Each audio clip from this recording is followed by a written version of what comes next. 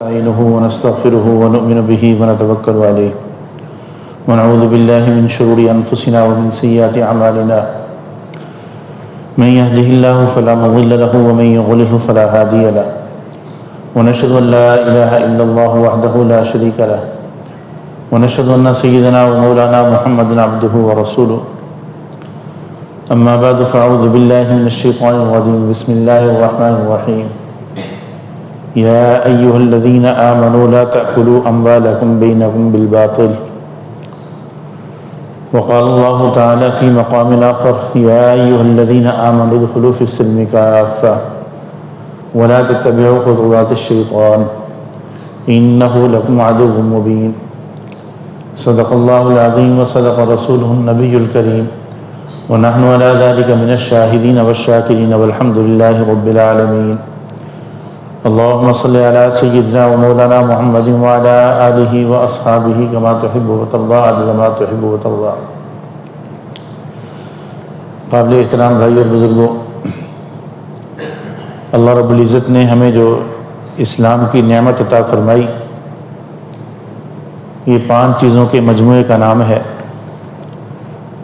عقائد، عبادات، معاملات، معاشرت اور اخلاقیات. اور جو آدمی ان 5 چیزوں کے میں اسلام کی تعلیمات کے مطابق زندگی گزارنے والا ہوگا، وہ اللہ اور اللہ کے رسول صلی اللہ علیہ وسلم کی نظروں میں دیندار کہلانے کا حقدار ہے. اور جو آدمی ان 5 کی جانب توجہ نہیں کرتا بلکہ کسی ایک چیز کی جانب توجہ کرتا ہے، تو وہ شریعت میں وہ دیندار کہلانے کے لائق نہیں.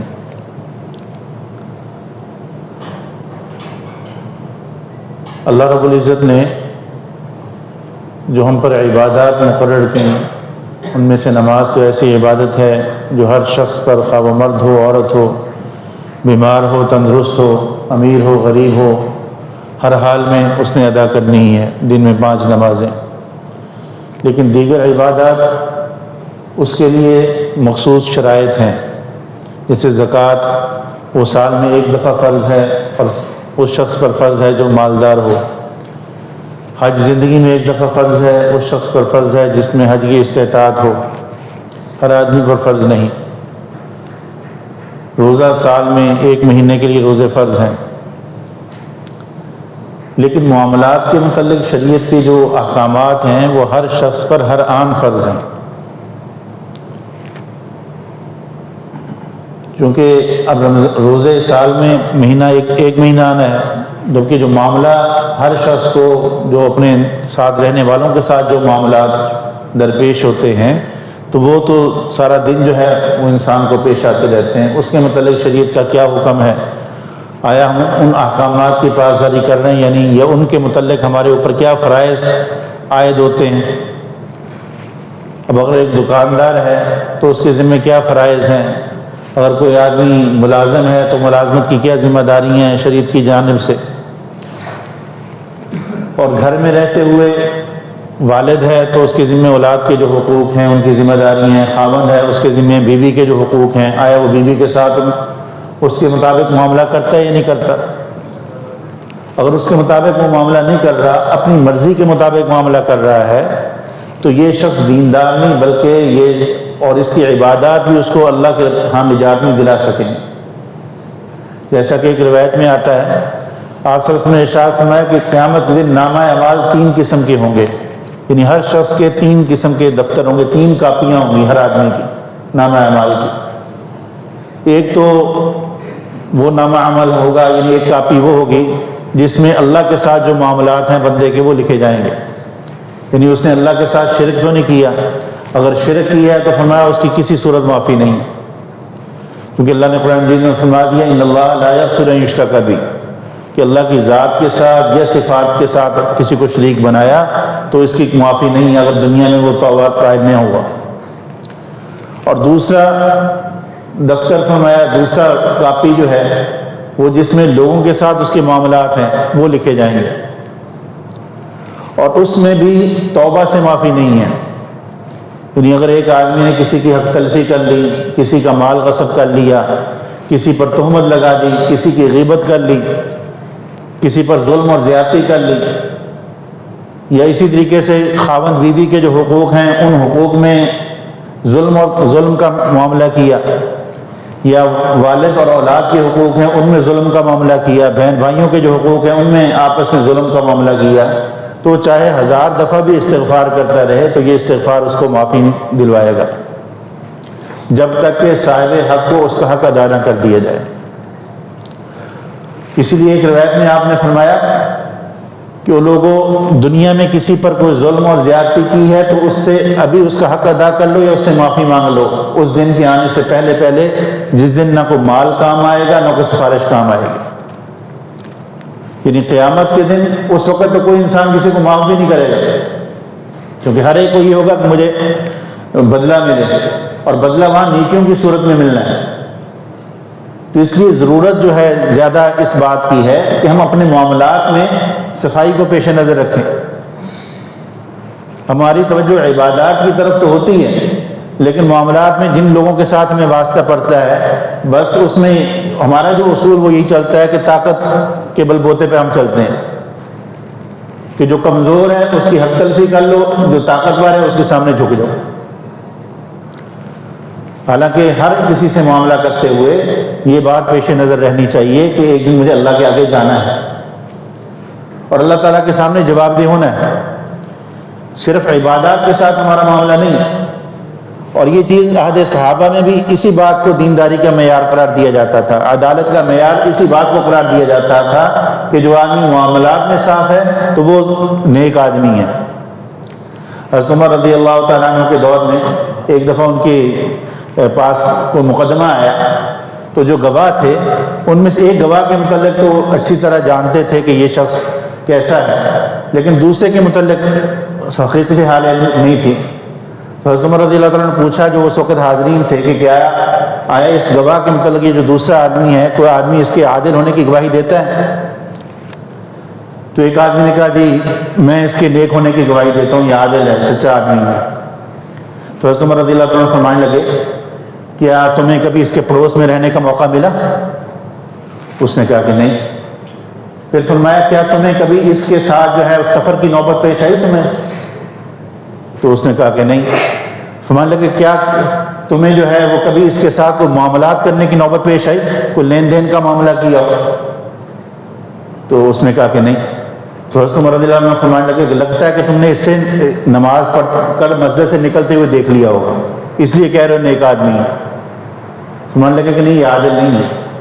جب تک وہ آدمی معاملات میں کھڑا نہیں ہے اور معاملات میں اس کو خوف خدا نہیں ہے، اللہ کے سامنے جواب دہی کا احساس نہیں ہے، تو وہ دیندار نہیں سمجھا جائے گا۔ اور حضور صلی اللہ علیہ وسلم نے اپنے عمل سے اس بات کو جو ہے وہ دکھایا۔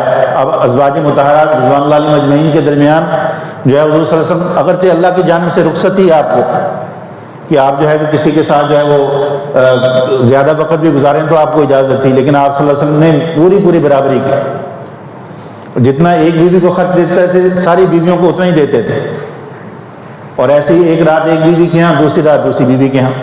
اور آخری ایام میں جب آپ صلی اللہ علیہ وسلم بیمار ہو گئے ہیں، آپ کے دل کی خواہش یہ تھی کہ میں حضرت عائشہ کے گھر رہوں، تو آپ صلی اللہ علیہ وسلم نے ساری ازواج کو جمع کیا، ان سے فرمایا کہ اگر تم اجازت دو تو میں جو ہے وہ عائشہ کے گھر رہ لوں، یعنی باقی اپنی باری کی چھوڑ دیں۔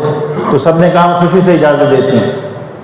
چنانچہ پھر آپ صلی اللہ علیہ وسلم آخری جو ہفتہ ہے وہ آپ حضرت عائشہ کے گھر ہی رہے۔ اور صحابہ میں بھی یہ بات جو ہے وہ یعنی معاملات کی صفائی کی۔ اب حضرت عمر رضی اللہ عنہ کے جب زخمی ہو گئے اور زندگی سے نا امیدی ہو گئی تو اپنے بیٹے عبداللہ بن عمر سے کہا کہ جا کے حضرت عائشہ کے پاس جاؤ اور ان سے جا کے عرض کرو کہ عمر جو ہیں وہ اجازت چاہتے ہیں کہ مجھے میرے دونوں ساتھیوں کے ساتھ دفن ہونے کی اجازت دے دیں۔ تو حضرت عبداللہ بن عمر حضرت عائشہ کے پاس گئے، پردے کے پیچھے جا کے بات کی، تو حضرت عائشہ رضی اللہ عنہا فرمانے لگی کہ یہ جگہ تو میں نے اپنے لیے رکھی تھی لیکن میں اپنے اوپر تمہارے والد کو ترجیح دیتی ہوں۔ تو حضرت ابن عمر نے جا کر حضرت عمر رضی اللہ عنہ سے عرض کی کہ خوشخبری ہو امیر المومنین کہ حضرت عائشہ نے اجازت دے دی ہے آپ کو وہاں دفن ہونے کی۔ تو حضرت عمر رضی اللہ تعالیٰ نے فرمایا کہ دیکھو ہو سکتا ہے اس وقت انہوں نے مجھے اجازت دی ہو اس وجہ سے کہ میں امیر المومنین ہوں، میرے مقام اور مرتبے کی وجہ سے اجازت دی ہو، جب میں فوت ہو جاؤں تو اس کے بعد تجہیز و تکفین کے بعد تجہیز کے بعد اس میں یعنی مجھے کفن وغیرہ دینے کے بعد ایک دفعہ پھر جانا جا کر اجازت طلب کرنا، اگر تو وہ اجازت دے دیں پھر وہاں دفن کرنا، ورنہ مجھے سامنے مسلمانوں کے عام قبرستان میں دفن کر دینا۔ اتنا اس بات کا خیال کہ آخری وقت میں بھی میرے یعنی کہ اس عہدے سے مروب ہو کر تو نہیں اجازت دے رہی، خوش دلی سے پتہ نہیں اجازت ہے یا نہیں۔ تو معاملات میں اس قدر صفائی کا اہتمام،